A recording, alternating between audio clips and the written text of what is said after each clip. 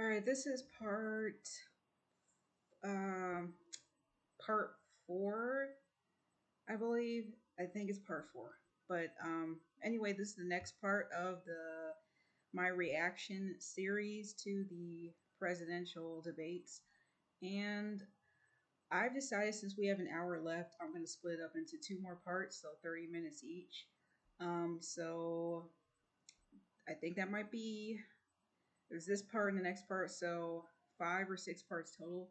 Um, so yeah, and another thing I wanted to say, I know I'm late with this reaction. This debate is like almost a month old, so I know I'm kind of late reacting to it.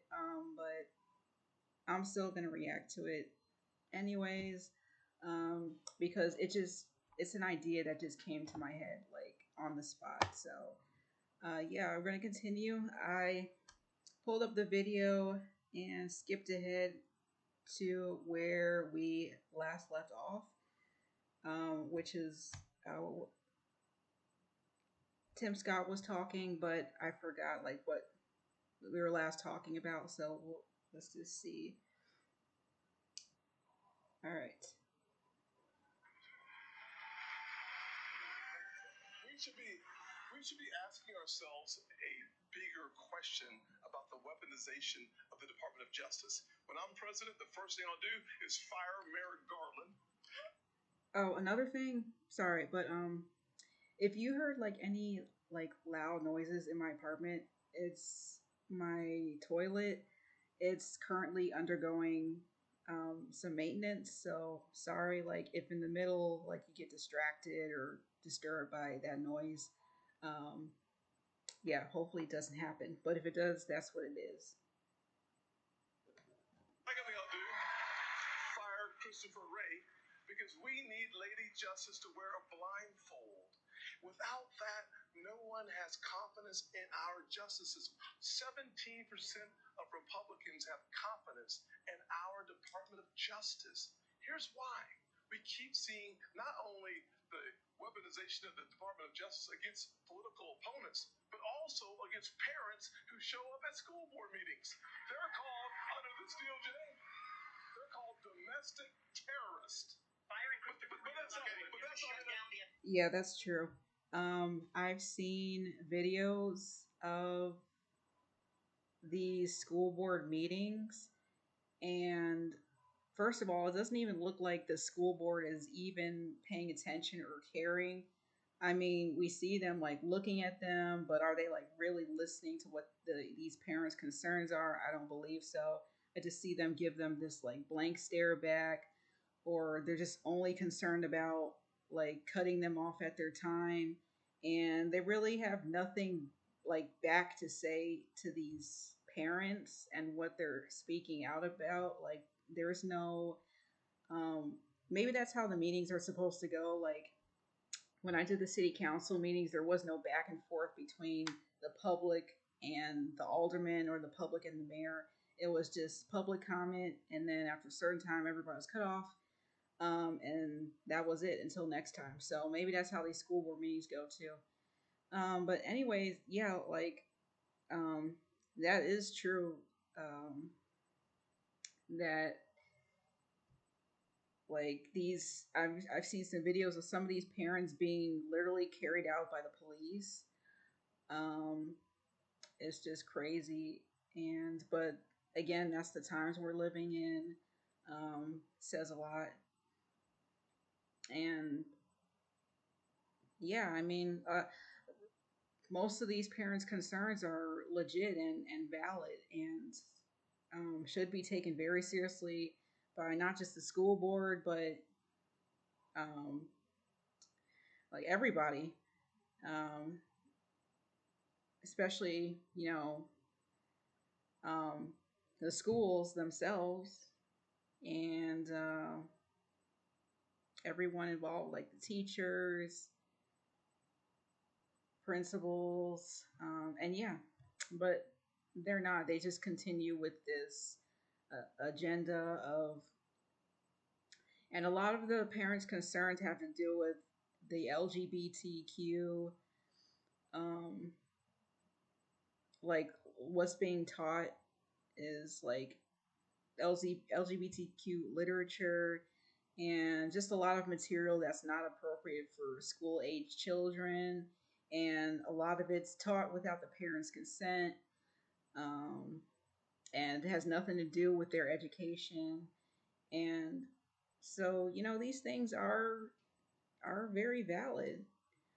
Um, but yeah, instead of these issues being addressed, they're being discarded, ignored, and the same thing continues to happen. And these parents are definitely being demonized, as Tim Scott is saying here. Mr. Actually have the courage to get it right. Mr. Armstrong, let me finish my comments. Yes. Not only that, in addition to that, we see the SWAT team show up at pro-life activist homes with guns drawn because this DOJ uses their power, uses their authority, not just against political opponents, but against conservatives and conservative causes. It is time for a change in America, and I will bring that change to the greatest nation on God's green earth. We have an important question. Governor DeSantis, do you believe that Mike Pence did the right thing on January 6th? So here's what we need to do. We need to end the weaponization of these federal agents. Right, but I will do that. That's not the question. I know, but here's the thing. This election is not about January 6th of 2021. It's about January 20th of 2025 when the next president is going to take office. I know what the Democrats would like to do. They want to talk about all these other issues, but we've got to focus on your future. We've got to focus on reversing the decline of our country. Right. I learned in the military, I was assigned with U.S. Navy SEALs in Iraq, that you focus on the mission above all else. You can't get distracted. So Republicans, we've got to look forward, and we've got to make sure that we're bringing the message that can win in November 2024. Well, he didn't have to answer the question. I mean, that's not like that's. I agree with that too. That's January 6th. That happened a few years ago. People are being the rioters who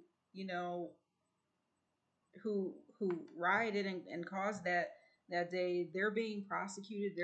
Justice is being served with them. They're being sentenced. They're still being sentenced, and it's time to move on. It really is. There's nothing else to talk about. The only reason why they're continuing to talk about it is because they want to bring President Trump into it, like everything else. They want a reason to blame him for it. They still want a reason to blame him for it several years after this happened. It's the only reason why they're bringing it up. They're not talking about the actual rioters who caused like several deaths on this day and caused all that, caused the counting of the votes to be stalled, who were attacking the officers on Capitol Hill. And, they're not talking about that. They just want to say President Trump started it, blah, blah, blah, blah, blah, all of this. The only reason why they continue to bring it up, even during these debates.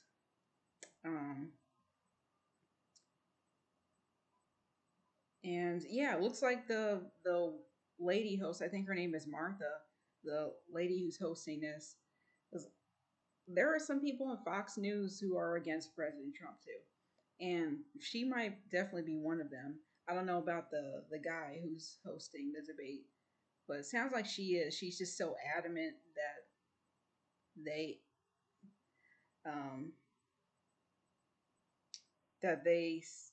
say that Pence did the right thing by like going against President Trump. But yeah, he said, Governor DeSantis said it all. We don't need to keep rehashing that, bringing it up. There's no reason for it. We have to just look ahead and make sure it doesn't happen again. Yeah, there's a lot more important issues than January 6, 2020. A lot more. Or was it 2021 or 20? I forgot. But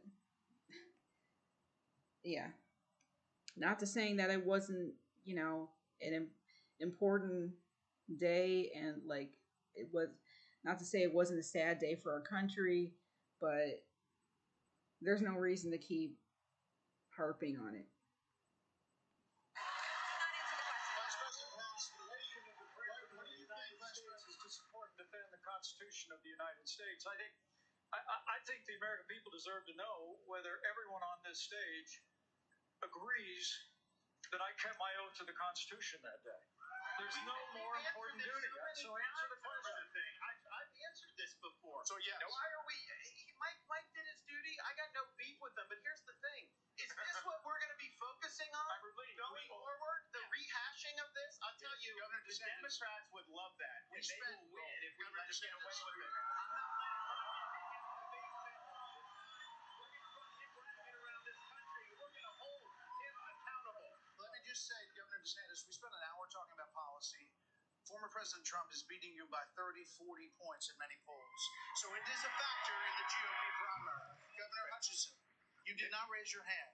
I did not raise my hand because DeSantis is another like outspoken opponent of President Trump, but I do agree with what he said there, that we don't need to keep bringing up January 6th. But I don't like him as a candidate because like of what he's said about President Trump. But we'll continue. there's an important issue we as a party have to face.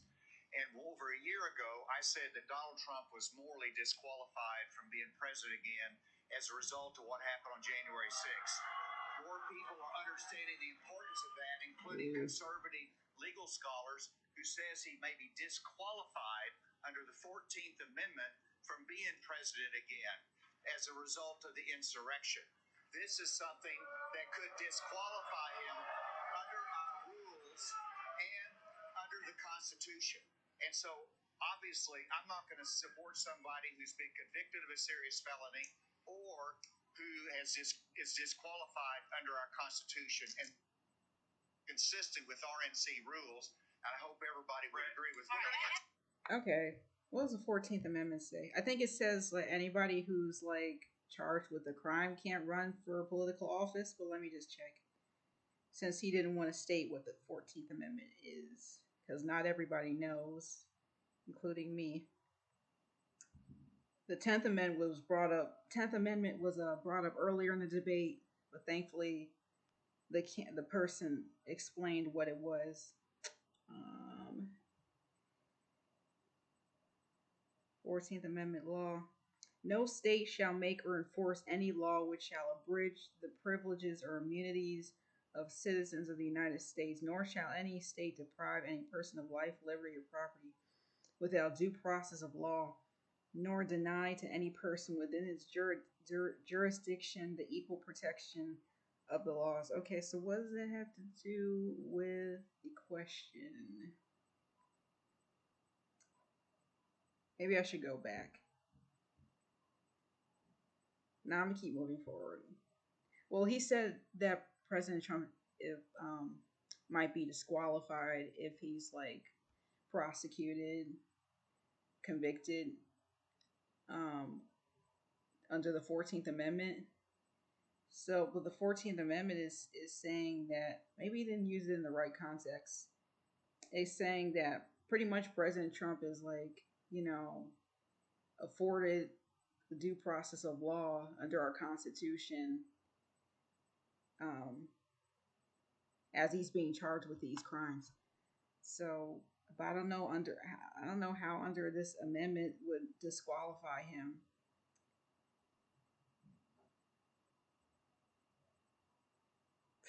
Yeah, I don't know. I don't think he used that in the right context.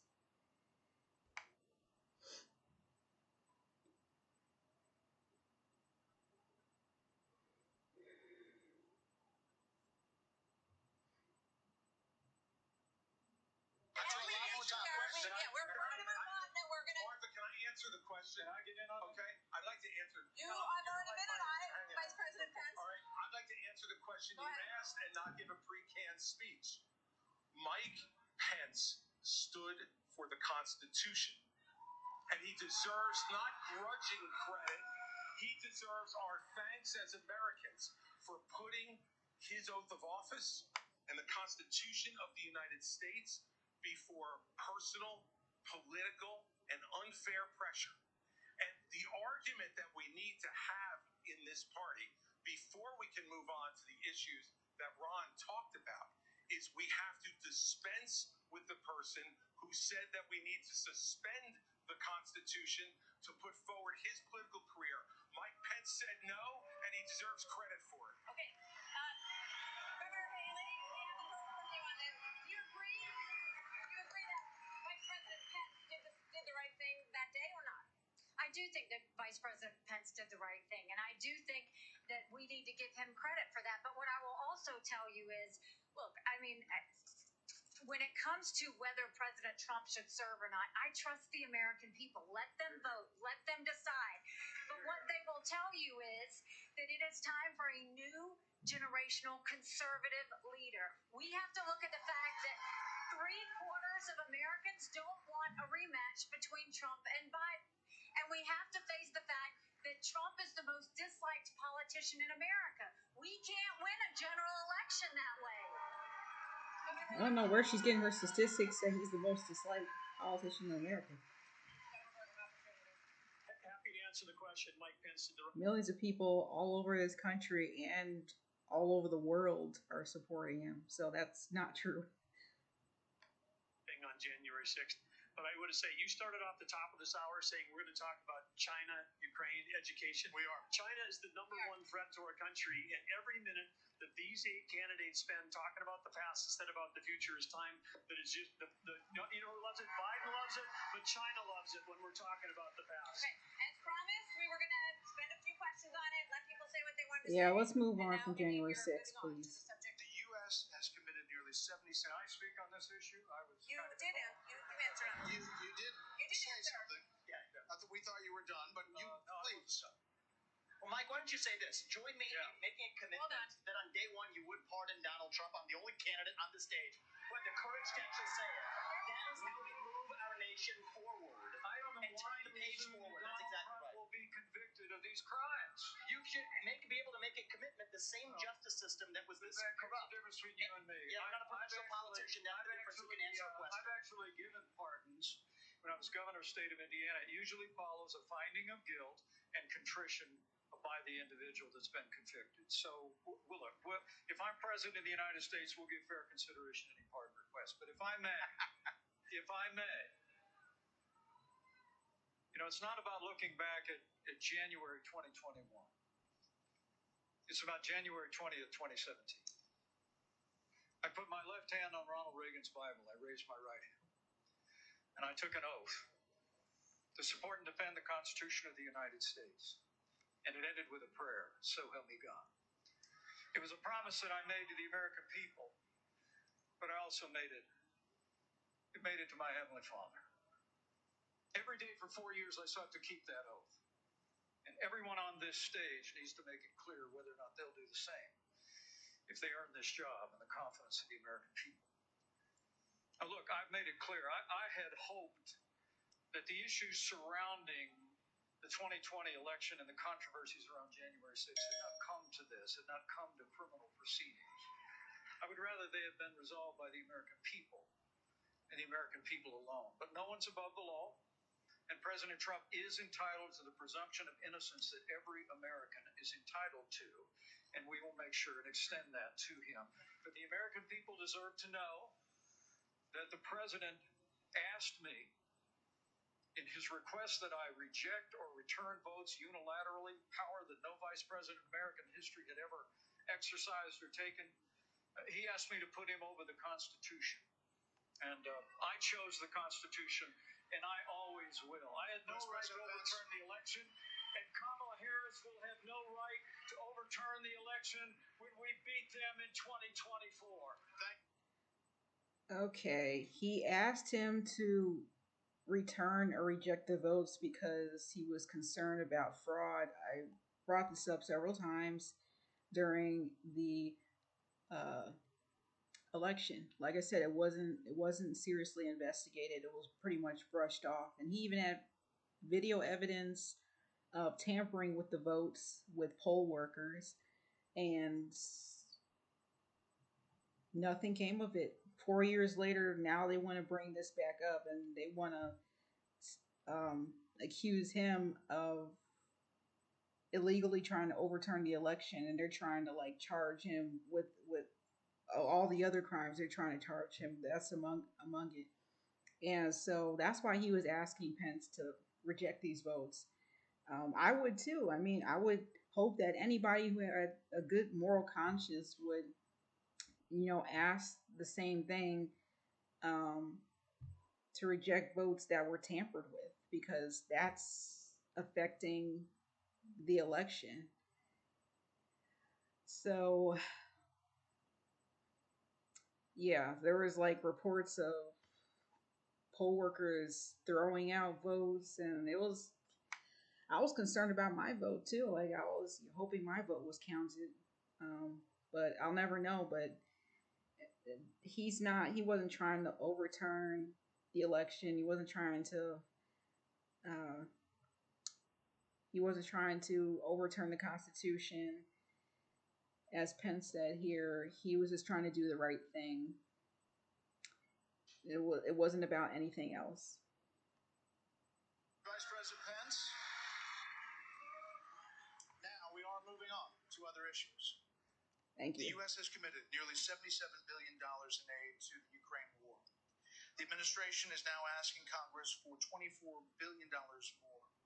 Regardless of that, the specifics of that plan, is there anyone on stage who would not support the increase of more funding to Ukraine? I'm not on the stage, but I started would not support it. Europe needs to step up. I mean, I would have Europe step up and do their job. Mr. Ramaswamy, but you're saying you would not too, Governor DeSantis? I will have Europe to pull their weight. Right now, they're not doing that. Not and I think we need to do, and I think our support should be contingent on them doing it. And I would have support in China to be able to take China and do what we need to do with China. Mr. Ramaswamy, you would not support an increase of funding to Ukraine. I would not. And I think that this is disastrous. That we are protected against an invasion across somebody else's border when we should use those same military resources to prevent across the invasion of our own southern border here in the United States of America. We are driving Russia further into China's hands. The Russia-China alliance is the single greatest threat we face. And I find it offensive that we have professional politicians on the stage that will make a pilgrimage to Kyiv, to their Pope, Zelensky, without doing the same thing for people in Maui or the south side of Chicago or Kensington. I think that we have to put the interests of Americans first, secure our own border instead of somebody else's. And the reality is, this is also how we project strength by making America strong at home. We heard the names. Governor Christie first. All right, look, I did go to Ukraine, and I went to Ukraine because I wanted to see for myself what Vladimir Putin's army was doing to the free Ukrainian people. And let me tell you, I want you all to look around this arena tonight and imagine that every one of these seats was filled. And if every one of them was filled, there would still be 2,500 more children outside to make over 20,000 who have been abducted, stolen, ripped from their mothers and fathers, and brought back to Russia to be programmed to fight their own families. They have gouged out people's eyes, cut off their ears, and shot people in the back of the head, men, and then gone into those homes and raped the daughters and the wives who were left as widows and orphans. This is the Vladimir Putin. This is the Vladimir Putin who Donald Trump called brilliant and a genius. If we don't stand up against this type of autocratic killing in the world, we will be next.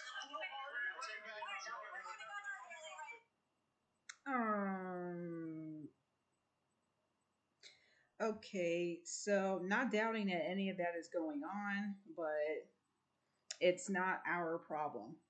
Even though Ukraine is our ally, um, it doesn't matter. It just we can't really afford $77 billion, however much money they said we've spent so far in Ukraine. A crazy amount of money. Can you guys just imagine?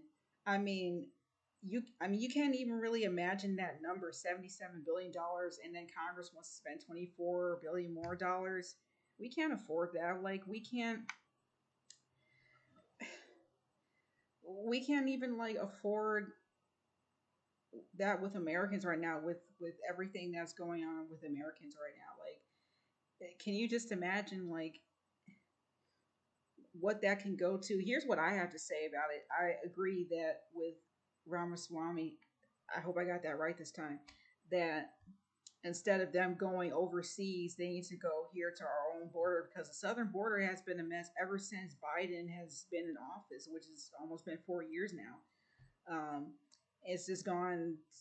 It's in the news all the time. It's just being overrun by illegal immigrants, and they're just being bussed back and forth to these democratic states who are pleading for help because even they can't contain the issue, even though they're in full support of illegal immigration. Um, but back to what I was saying, I agree with that. But what I have to say about it is that money can go towards us, people who, American citizens who really need that $77 billion, who really need that $24 billion, and however much money they want to spend more in Ukraine, that shouldn't go overseas. It should go at home to Americans who need it.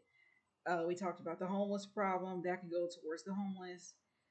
Um, it can go towards opening our mental institutions back up. Um, it can go towards fixing our problems here at home instead of fixing problems in another country, and integrating ourselves into a war that has absolutely nothing to do with us. The war in Ukraine, I don't believe it's affecting us over here in America. We need to focus on us.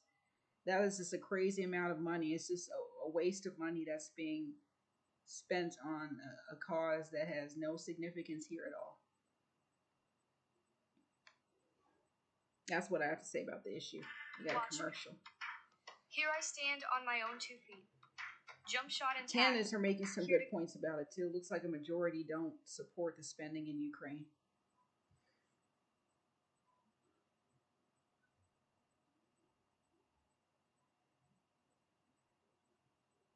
It's loading.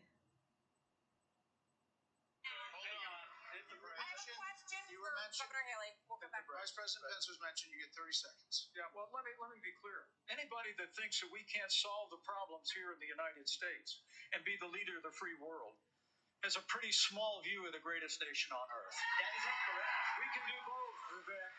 We've done both. We've been the leader of the free world and the arsenal of democracy for years. The Reagan Doctrine years ago made it clear. We said, if you're willing to fight the communists on your soil, we'll give you the means to fight them there so our troops don't have to fight them. Vivek, if we do the giveaway that you want to give to Putin to give him his land, it's not going to be too long before he rolls across a NATO border, and frankly, our men and women of our armed forces are going to have to go and fight him. I want to let the Ukrainians fight and drive Putin and the Russians back out. Okay, we can't always be the leader of the free world. There's a time for that, and then there's not a time for that. We can't always save the world. That pressure shouldn't be on America, and we shouldn't have to do that. Well, again, like with a war that has nothing to do with us, and at the sacrifice of our soldiers going over and fight a battle that they're not supposed to fight, and sacrificing like all this money that should go towards Americans. We're just making all the wrong decisions right now, and the fact that other people are supporting the war, the U.S. involvement war in Ukraine, is just really wrong. to Russia. I want to just so briefly our address troops aren't gonna have to Pence, make that Vice fight. President Pence. I have a newsflash. The USSR does not exist anymore. It fell back in 1990. Did I say The real threat, you talked about the communists, and the real communists that we have to address Do you right not now have any is the... idea what Vladimir Putin's aims You are? already spoke. Now I actually have something to say. Vladimir Putin has been saying he wants to reestablish the old Soviet sphere You've made of your point, influence. Vice President. Now, if you think I'm sorry if I insulted him by calling him a communist. He is a dictator and a murderer, and the United States of America needs to stand against authoritarianism. No, we don't. Mr. Ramaswamy, 30 seconds. Respond. The real threat we face today is communist China, and we are driving Russia further into China's arms. The Russia-China military alliance is the single greatest threat we face. Nobody in either political party is talking about it, and I am the only non-political con on this stage. But keep us out of war. Mr. Vice President, we can't China hear. Mr. Vice President, is to give Russia Mr. Vice everything President. they've got, Mr. Vice President, give them a promise that Ukraine will never be in NATO, and then somehow Mr. Vice President. China will not think about taking Taiwan. We achieve peace through strength. Mr. Vice And President. America needs to stand for freedom. Okay, here we go. I think we need to reestablish some ground rules When here, we folks. hear this bell, Yes. that means your time's done. You're done. So, Mr. Vice President, we appreciate your aggressiveness here. 30 seconds is 30 seconds. Mr. Ramaswamy, you were mentioned. You get 30 seconds. So the reality is, They gave other people more than 30 today, seconds. Ukraine They pick favorites is not on here. a priority for the United States of America.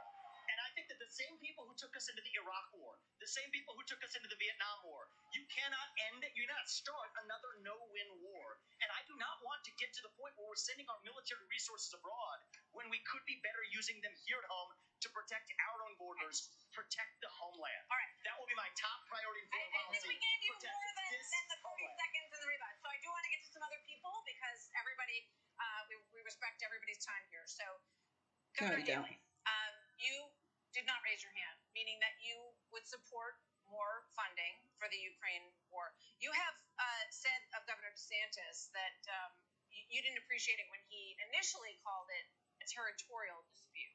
Why? First of all, the American president needs to have moral clarity. They need to know the difference between right and wrong. They need to know the difference between good and evil. When you look at the situation with Russia and Ukraine, here you have a pro-American country that was invaded by a thug. So when you want to talk about what has been given to Ukraine, less than 3.5% of our defense budget has been given to Ukraine. If you look at the percentages per GDP, 11 of the European countries have given more than the U.S. But what's really important is go back to when China and Russia held hands, shook hands before the Olympics, and named themselves unlimited partners. It doesn't matter even if we gave $1, we still can't afford it with the national debt in the trillions, with inflation, and talks about the country, constant talks about the country going into a recession. Even if we gave $1, even if we gave a nickel, we can't afford any money to go anywhere other than right here. So it doesn't matter, like, if we spent less than other European countries. It doesn't matter that Ukraine is pro-American. We can't afford to help give them any aid right now.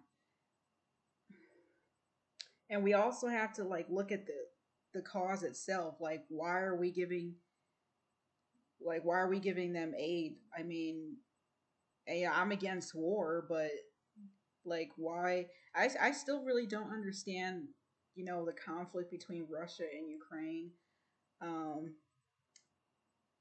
But I've already spoken about, we just can't afford it. And if we are going to afford it, if we can't afford it, like, if we are going to do that, step in,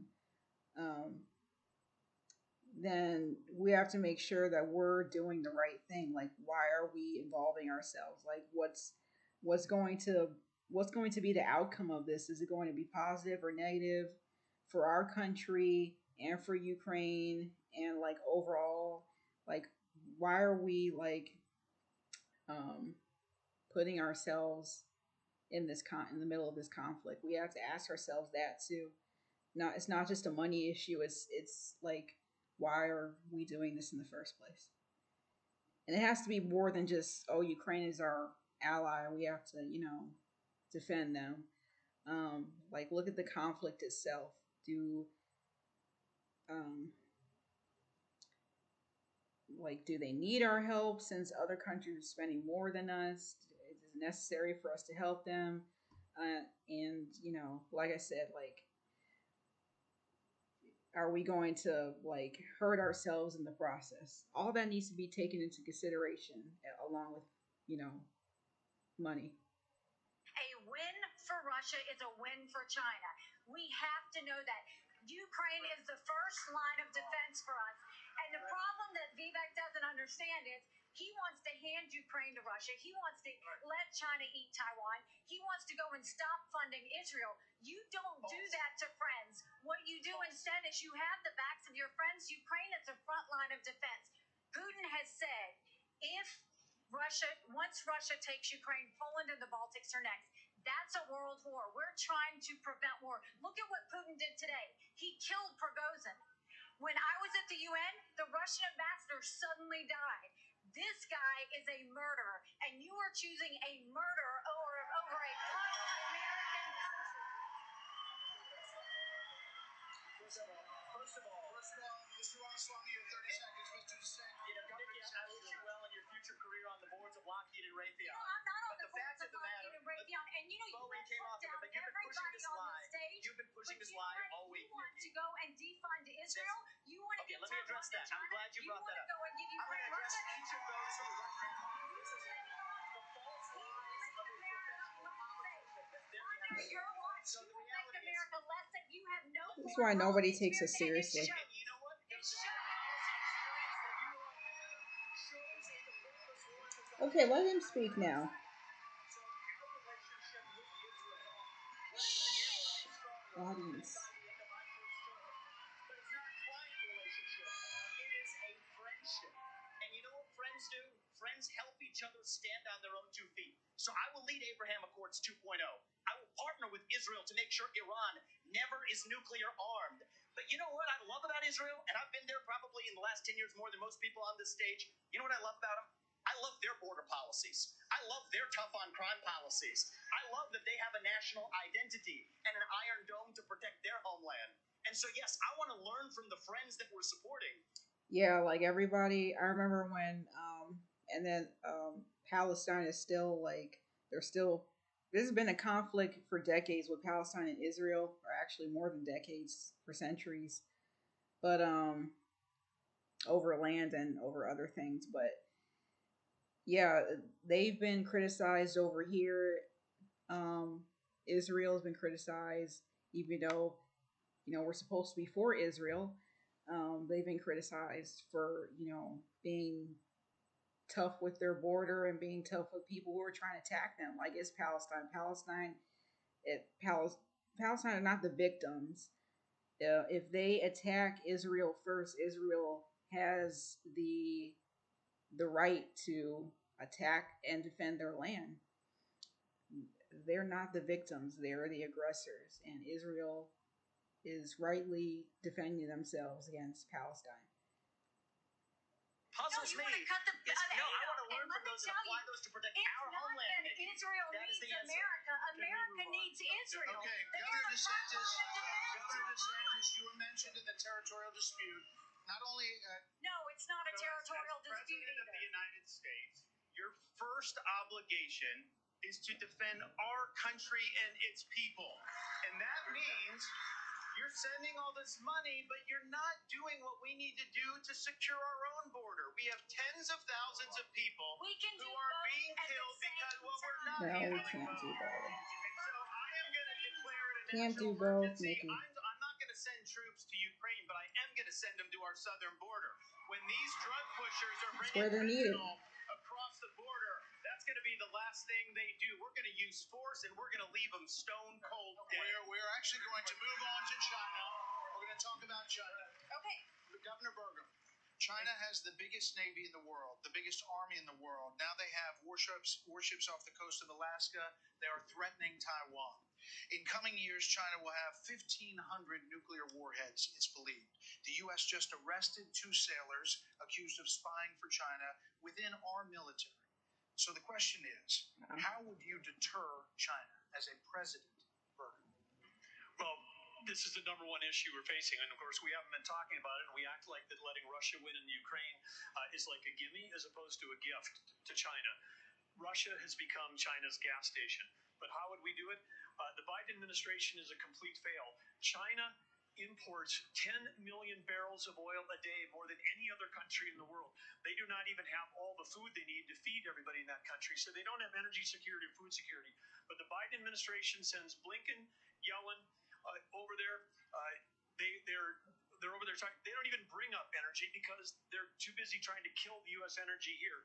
And what we need to do is not meetings, not press releases, because something that would send a lot more than a press release is actually Harpoon missiles. We need anti-ship missiles on Taiwan. The way that you have a war never start, which is the goal, the way you have peace through strength, is that you actually have strength. You actually have deterrence. And what we have in what we've got going on in Ukraine is an example of when deterrence fail. What is an example there of Biden's disastrous withdrawal from Afghanistan, the fact that he greenlighted Putin moving into Ukraine, and then now they see weakness, and when they see weakness, they make a move. And we have to be strong, and we have to be strong both in Ukraine and we can solve the southern border. Absolutely, we can do that. Because guess what? There's only 19,855 authorized people for the Border Patrol, but they're not all staffed because the Biden administration doesn't enforce law enforcement. But Biden administration wanted to put 87,000 people in the IRS as opposed to giving the money in this for what we need to our own Border Patrol. Okay. Senator Scott on China, that same question. Let's fire the 87,000 IRS agents and hire or double the number of Border Patrol agents. I just left Yuma, Arizona about 2 weeks ago. The most pressing need of the American people from a national security standpoint is our southern border. It has led to the death of 70,000 Americans because of fentanyl. Plus 6 million illegal crossings since President Biden has taken office, and 200 people on our national security watch list have been caught at our border. How many have not been caught at our southern border? If we just spend $10 billion, we could finish the wall. For $5 billion more, we could have the military-grade technology to surveil our southern border to stop the flow of fentanyl and save 70,000 Americans a year. That should be the priority of this government. And as the next president of the United States, I will make that border wall complete. There are many more questions on China. I do want to ask I want to say I couldn't agree more. It's not just the 70,000 for fentanyl. We've lost 200,000 people to overdoses since Biden took office. That's 300 people a day. We're taking mass casualties, and that's a statistic. But these are sons and daughters, nieces and nephews that we're losing. We've got North Dakota troops down there flying night helicopter missions from San Diego to the Gulf Coast, trying to stop these transnational criminal organizations. They've got better funding on their side than we've got on our side. Speaking of which, Governor Hutchinson, images from earlier this month, Governor Hutchinson, with Mexico, Vice President Pence, images from earlier this month. Vice President Pence, it really doesn't help. I'm asking a question. Earlier this month, images showed suspected cartel members crossing into Texas with rifles. Do you consider this an invasion? Would you authorize lethal force along that border?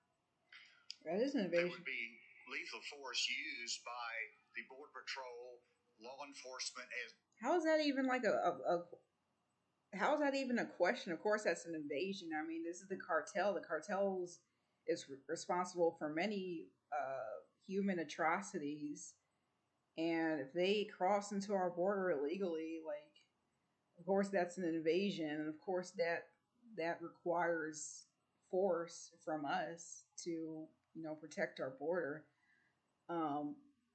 Yeah, I mean, of course, they do everything from not just drugs, but they're murderers, they're traffickers, human traffickers.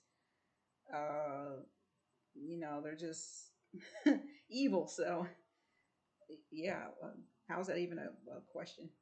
Needed to protect the border.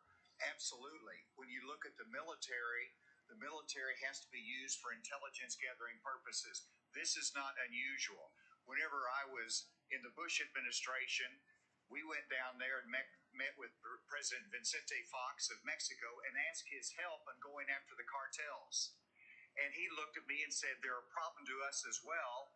And so we joined together and we took down the Ariana Felix brothers leading the Tijuana cartel. And that made a difference. Ramon was shot and killed, and Ben Amin was captured.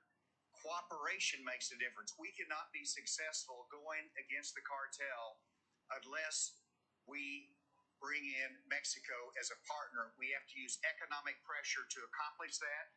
President Obrador has not been helpful, and we have to use economic pressure that this administration is not using. The rule of law has to matter on both sides of it. Okay. This is critical. I've done it. We know what needs to be done. The military has to be limited in its use. When after 9/11, we had the global war on terror, and guess what? We protected the border at the same time. You can do both. Okay. Let's go to Governor DeSantis. Excuse me. So, as president, would you support sending U.S. Special Forces over the border into Mexico to take out fentanyl labs, to take out drug cartel operations? Would you support that kind of American military use? Yes, and I will do it on day one. Here's the thing. The cartel. Let me pause DeSantis for a second. Like, why do we have to keep going overseas? The issues are right here at home. The issues are at our border right here. The issues are in our cities right here. The issues are right here in America. Why do we need to go over to Ukraine? Why do we need to go over to Mexico? Mexico needs to deal, their government, which is very corrupt, needs to deal with that, their own cartels and their own drug labs and whatever else she brought up. They need to deal with that within their own country. We don't need to come over and do that for them. Why do we need to come over and fix their issues? We got plenty of our own issues here. Why do we need to fix our issues and some other countries' issues? Doesn't make any sense. Are killing tens of thousands of our fellow citizens. You want to talk about a country in decline? You have the cartels controlling a lot of part of your southern border. We have to reestablish the rule of law, and we have to defend our people. The President of the United States has got to use all available powers as Commander-in-Chief to protect our country and to protect the people. So when they're coming across, yes, we're going to use lethal force. Yes, we reserve the right to operate. How many more tens of thousands are we going to let to die? I am sick. I've met angel moms throughout this country. I met a lady in Texas named Tracy, and her son took one Percocet that was laced with fentanyl, immediately died. That is happening all across this country because of the poison that they are bringing in. So as president, would I use force? Would I treat them as foreign terrorist organizations? You're darn right I would. Vice President Pence. I mean, because we can stop the cartels and drug smugglers from coming over here, like by defending our border, because that's where they're coming to. That's where they're like coming from Mexico. They're coming straight to our border. So if we want to stop that, we have to stop it right here at home at our border, not by sending special agents over to Mexico. That's counterproductive. Why we go over there? They're coming over here, and we're going in the opposite direction. If they're coming over here, we need to meet them right here on our own territory.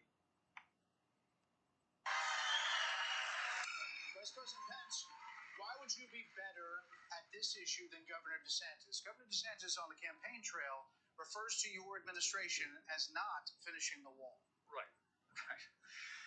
Look, we secured the southern border of the United States of America and reduced illegal immigration and asylum abuse by 90%. When Joe Biden took over, he threw open the southern border of the United States, and the wave of humanity, the wave of fentanyl that that's been eloquently described here is a wave of human tragedy across this country. But Martha, you began this evening talking about who is best prepared to be the next president of the United States. And I have to tell you, with all humility, I was there when we negotiated through the government shutdown and got the funding available to build the wall. I was negotiating on Capitol Hill around the clock. I negotiated the Remain in Mexico policy on behalf of the President of the United States. And AC, you're so right. It's because we used economic pressure to bring the Mexicans to the table, and they allowed us to have people wait in Mexico while they applied for asylum and ended asylum abuse overnight. We got the Mexicans to deploy their National Guard to their southern border and to our southern border as never before. And I want to promise you, as President of the United States of America, I will engage Mexico the exact same way, and we will partner with the Mexican military, and we will hunt down and destroy the cartels that are claiming lives in the United States of America. Okay, thank you. Another issue that is related to this is that almost 7 million migrants have crossed this border, our southern border, during the Biden administration. So, Governor Christie, what would you do about the 7 million who are here? How would you handle that? What would you do? Look, Martha, the first thing we need to do is to stop any more from coming. That's the first thing we need to do. Then the next thing we need to do with the folks that are here is to, again, as we've talked about all night tonight, we have to have law and order in this country. We have to enforce the law. And what that means is to make sure that people who come here illegally are not rewarded for being here illegally. We have so many wonderful people from around the world who are waiting in line, following the law to try to come here and pursue the American dream. And those people are waiting and waiting and waiting because we haven't dealt with the problem of the folks who are here. We have to have them detained. We have to make sure that they are not rewarded for having broken the law. And one last thing on this fentanyl issue. With China, we can't take our eye off of that ball. Yes, it's important that we secure the border. Very important, as I just said. But China is sending these chemicals to these drug cartels for them to create fentanyl that is killing hundreds of thousands of our citizens. The Chinese are engaging in an act of war against us, killing our citizens. We better make that priority one in our conversations with China and to try to straighten that relationship out, because if we don't, we're going to lose more and more of our citizens. I just want to clarify, would you send those people back? Of course. Right answer. You have to. Yeah. We have a lot of issues that Americans care about. Next up, we're going to talk about the crisis in education. Okay. And I'm going to stop it and then make the final part. So this video is almost an hour. I said I was going to make you 30 minutes, but I forgot I have to pause in between and add my commentary, so it's more than 30 minutes. But we're now over, like, half the video is done. Debate's almost done, so I'll make the final part. But yeah, of course we need to send them back if they come here illegally. And the Remain in Mexico policy, which was brought up earlier, I believe Biden, didn't he throw that out? Because I know when he came into office, he said he was going to throw out all of President Trump's, or most if not all of President Trump's policies that he had when he was in office. And I think the Remain in Mexico